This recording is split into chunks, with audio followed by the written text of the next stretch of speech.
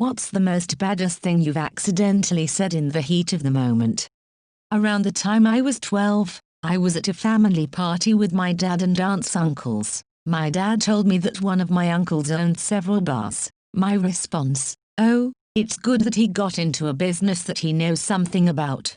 I had no idea what I really was saying. I thought I was giving him a compliment. Kids can give the most innocently yet devastatingly accurate assessments possible. They're like cursed mirrors that reflect back all of your flaws, both physically and philosophically. Can confirm. Middle school teacher here. I tell a lot of dad jokes while teaching and the kids always laugh, or groan laugh. Early in my career I made the mistake of saying geez if only my partner found me this funny. To which one of the mousy kids replied maybe he would if you started grading him. Oof. Edit. Well, at least it got me some internet points. Too bad this was a few years back or I'd rub this gold in her smarmy little face. Who's funny now? Jenny. WHO's funny now. In case anyone's wondering, no, the kid's name was not Jenny. And also she was great and I miss her. We had our overly dramatic neighbor who always claimed she was sick and dying. My mom came to see my kids in the middle of battling stage 4 lung cancer. The neighbor pulled her. Hi Rita, so glad to see you. Did Jason tell you that I am dying? My mom looked right at her, smiled and said me too, dear, but not today. Never more proud of her. About 25 years ago, I was in grade 9 and my parents bought me a pair of Air Max. I'm a female, but I had picked a pair of Air Max that were supposed to be for males because I preferred the color of the shoes. I was super pumped to get those shoes. We didn't have lots of money and it was a pretty extravagant purchase. Anyway, I was at our local shopping center and I ran into a group of guys I went to high school with. They were a real bunch of assholes that thrived on dumping on other people. One of the guys had on the same pair of shoes and said to me, do you know you're wearing men's shoes? To which I quickly replied, then why the fuck are you wearing them? The other guys pissed themselves laughing and it still stands out in my mind after all these years. I was eating McDonald's with a few friends and I started choking. The only thing I managed to say in the whole ordeal was I'm McChicken. This was back in my junior year of college. At the beginning of the semester I was introducing myself to my very intimidating biochemistry professor. Guy was a genius but also a hard ass. Students were all terrified to ask him questions because he was known for grilling people and if they hadn't made enough effort beforehand he'd send them out of his office to learn on their own. As I walked into his office he was sorting through some boxes and made a really sarcastic comment regarding stuffing me in the box and shipping it off somewhere. He looked up for my response and I just blurted out without thinking I wouldn't mind going somewhere nice. Dude laughed so hard it actually startled me a little. We got along pretty well for the remainder of the semester, so it all worked out really well. It's amazing what a little laughter can do to ease tension. At work at a company meeting, someone was presenting something cool they volunteered to work on and finished. They then explained things they thought they could do better in a self-deprecating way, and a bunch of other people started railing into his work with petty criticism. It was definitely good work, though, and a thought just hit me so I blurted it out. Sometimes done is the best feature. A bunch of people laughed and then the criticism stopped. People gave him kudos and we moved on. Not really badass, but I was surprised this thought somehow came out fully formed, like it was some phrase I've been saying for decades. I guess I was just realizing how many people don't finish anything they start. So done suddenly seemed like a pretty damn good feature. Give the man some credit for finishing the damn thing.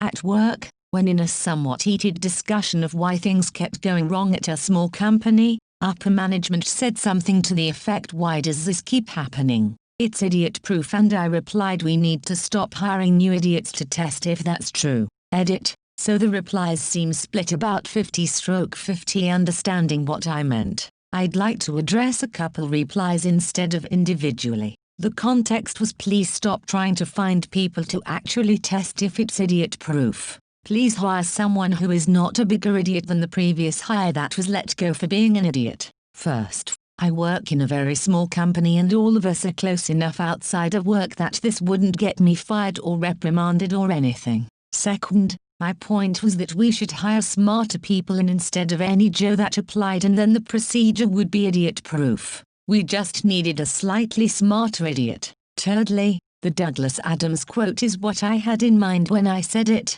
but I couldn't remember at the time where I had heard it from. Thanks to those that reminded me. I was the lawyer in this criminal case arising out the Standing Rock events. That morning, some Lakota people had given us this traditional blessing to wish us well for the trial, and there were 5 to 7 activists sitting in the courtroom to watch and support us. It happened that there was a certain digital document that I needed before the jury got back from a break, and we didn't know just when the break would be over. I remember turning to the supporters holding up a thumb drive, and telling them exactly what I needed from the office across the street and how to get it. I held out the thumb drive, and with all the intensity of an ancient general sending his troops into battle said, "Fastest runner, go now." This tiny little young woman grabbed the thumb drive and hauled ass. She got back before the jury returned. IDK about badass, but years ago I worked at a Hard Rock cafe, and we often had pre-shift server meetings outdoors on a patio, and my wild boss was droning on about us selling more overpriced plastic cups. I was staring off at the spinning globe on top of the building that says Save the Planet on it. I interrupted my boss by blurting out, if Hard Rock is trying to save the planet, why do we waste so much paper? Which was really directed at my managers, who had a hard-on for printing out stupid memos. They somehow didn't realize it was about them specifically, and passed the comment up the food chain, which ended up resulting in the entire company changing their payroll system to paperless, globally. As a reward I was given a pin shaped like a light bulb that said bright idea on it. Thanks, I guess.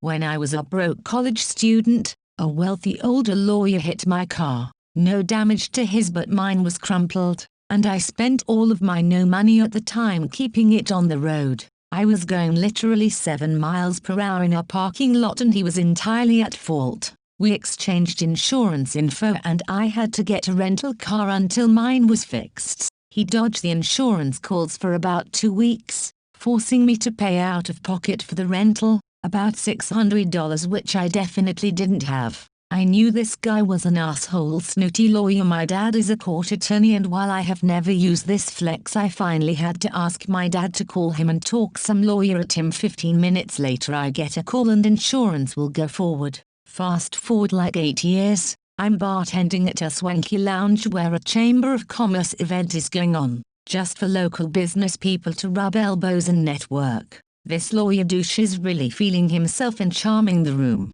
He orders a glass of wine from me and then stops and says, "Hey, miss, do I know you?" So I came back loudly with, "Well, not really, but you hit my car in a parking lot a few years ago when I was a broke college student and stuck me with the bill. Do you wanna open the tab for the wine or close out now?" He did not open the tab. Edit: you guys seem to like this one, so I have a bonus for you. Back somewhere around 2005 I went to see a band play and 30 Seconds to Mars was opening for them. Jared Leto was in that band, and at the time Lindsay Lohan was dating him. I live not far from where she grew up, and just a few days before a friend told me that LL acted like an enormously entitled bitch towards her a few days ago when they were walking their dogs, something about refusing autographs that no one asked for. We got right up to the front during their set. OMG, they were so bad, so we could be in place for the next band. Right behind the barrier was Lindsay watching the set. I motioned her over and asked her to take a photo. She starts yelling like, "OMG, I'm just a normal person trying to watch my BF, leave me alone." Exactly the reaction I was hoping for. I put on my best innocent confused face and said I just wanted a pic with my boyfriend since we made it to the front row. and then said, "I'm sorry, I didn't realize you were someone famous or something." She went backstage after that. Honestly, had never felt so cool.